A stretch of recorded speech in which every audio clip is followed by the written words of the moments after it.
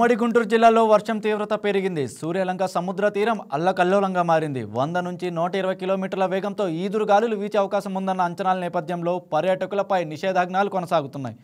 కుండపోత వర్షాలపై వాతావరణ శాఖ హెచ్చరికల అన్నదాతలకు కంటి మీద కొనుకు లేకుండా చేస్తున్నాయి. పల్నాడు జిల్లాలో సోమవారం కారు మబ్బులు కమ్ముకొని జల్లులు ప్రారంభమయ్యాయి. అంబేద్కర్ కోనసీమ జిల్లాలో సోమవారం ఉదయం నుంచి ఎడతెరిపి లేకుండా వర్షం కురుస్తోంది. పశ్చిమ గోదావరి జిల్లా మొగల్తూరు, నర్సాపురం తీర ప్రాంతంలో సముద్రం అల్లకల్లోలంగా ఉంది. ఇక ఈదురు గాలులు వీస్తున్నాయి. జిల్లా వ్యాప్తంగా సాయంత్రానికి సగటున 6 సెంటీమీటర్ల వర్షం కురిసింది. మొగల్తూరులో పర్యాటక రిసార్ట్లు, బీచ్ సందర్శనలను నిషేధించారు.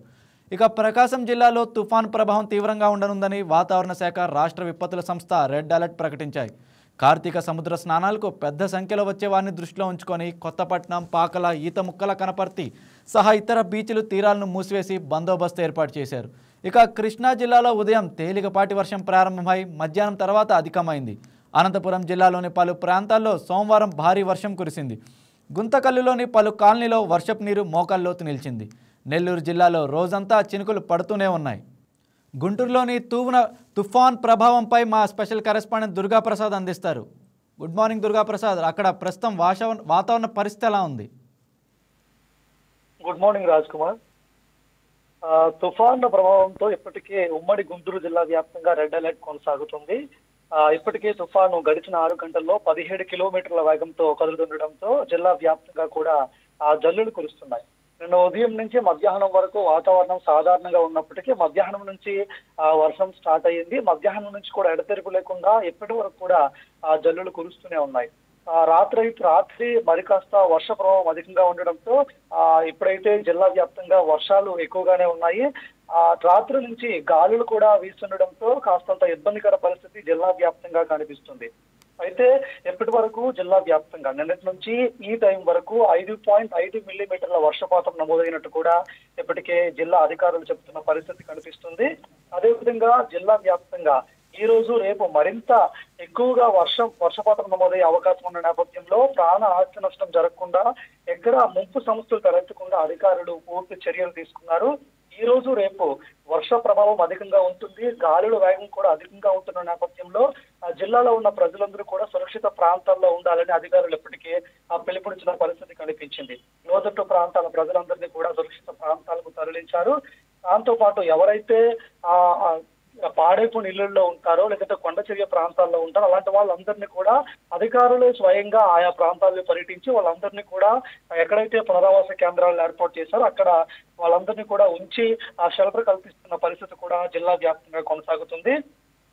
జిల్లా కేంద్రంతో పాటు డివిజనల్ స్థాయిలో అదేవిధంగా మండల స్థాయిలో కూడా ఈసారి తుఫాన్ కు సంబంధించి కంట్రోల్ రూమ్లు ఏర్పాటు చేశారు. అంటే ప్రతి దగ్గర కంట్రోల్ రూమ్ ఏర్పాటు చేయడం వల్ల ప్రజలందరూ కూడా చాలా ఈజీగా ఈ తుఫాన్ కు సంబంధించి సహాయక చర్యలు అందే అవకాశం కనిపిస్తుంది. దాదాపుగా 24 గంటల్లో 3 షిఫ్ట్లో కూడా ఈ 3 స్థాయిల్లో అధికారులు పనిచేస్తున్నారు. సో అధికారులు 24 అవర్స్ అందుబాటులో ఉండడం వల్ల ఏవైతే సహాయక చర్యలు ఉన్నాయో అవి మరింత వేగంగా ముందుకెళ్లే అవకాశం కనిపిస్తుంది. అదేవిధంగా ఈ ఏర్పాటు చేసిన కంట్రోల్ రూమ్స్ కి నిన్నటి నుంచి ఇప్పటి వరకు కూడా చాలా ఫోన్ కాల్స్ వస్తున్నాయి. చాలా మంది వర్షానికి సంబంధించి, తుఫానుకు సంబంధించి, అదేవిధంగా వాళ్ళకున్నటువంటి ప్రమాదానికి సంబంధించి అప్డేట్ ఇస్తున్నారు. సో ఎవరైనా సహాయక చర్యలు కావాలనిపించినా, తుఫానుకు సంబంధించిన సమాచారం కావాలనుకున్నా 08632230101000 నెంబర్కి ఫోన్ చేయడం ద్వారా సహాయం పొందొచ్చని కూడా జిల్లా అధికారులు చెప్తున్న పరిస్థితి కనిపిస్తుంది. అదేవిధంగా మండలాల వారీగా అంటే ప్రతి మండలానికి కూడా జిల్లా స్థాయిలో ఉన్న అధికారుల్ని ప్రత్యేక అధికారులుగా జిల్లా వ్యాప్తంగా కూడా కలెక్టర్ తమీం అన్సారియా నియమించడం జరిగింది. ఈ అధికారులందరూ కూడా మండలాల్లో క్షేత్రస్థాయిలో పర్యటించి అక్కడ ఉన్నటువంటి ఆ పరిస్థితిని ఎప్పటికప్పుడు జిల్లా కలెక్టర్ కి కూడా చెబుతున్న పరిస్థితి జిల్లా వ్యాప్తంగా ఉంది. అదేవిధంగా గుంటూరు మున్సిపల్ కార్పొరేషన్ సంబంధించి అంటే నగర పరిధికి సంబంధించి 3 నియోజకవర్గాలు ఉంటాయి. 3 నియోజకవర్గాలకు సంబంధించి కూడా డిప్యూటీ కమిషనర్ స్థాయి అధికారులందరినీ కూడా అక్కడ స్థానిక అధికారులుగా నియమించారు. వాళ్ళు కూడా ఎప్పటికప్పుడు పరిస్థితిని సమీక్షించి కలెక్టర్ కి చెప్పడం జరుగుతుంది. జిల్లా వ్యాప్తంగా ఇప్పటి వరకు 43 పునరావాస కేంద్రాలు ఏర్పాటు చేశారు. 1714 మంది, ఈ సంఖ్య మరింత పెరిగే అవకాశం ఉంది. ఇప్పటి వరకు 43 పునరావాస కేంద్రాల్లో ఆవాసం పొందుతున్నారు.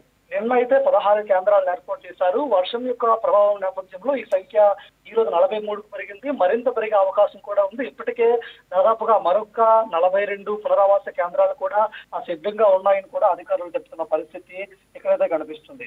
అదేవిధంగా తాడేపల్లి మండలం నుంచి 400 మందిని, మంగళగిరి నుంచి 182 మందిని, దుగ్గరాల నుంచి 138, పత్తిపాడు నుంచి 160 మంది, గుంటూరు, తుళ్లూరు, పెదకాకాని, తెనాలి, కొల్లిపర తదితర జిల్లా వ్యాప్తంగా ఉన్న ప్రాంతాల నుంచి ప్రజలందరినీ కూడా ఈ పునరావాస కేంద్రాల్ని తరలించడం జరుగుతుంది. Okay, thank you Durga Prasad. Right.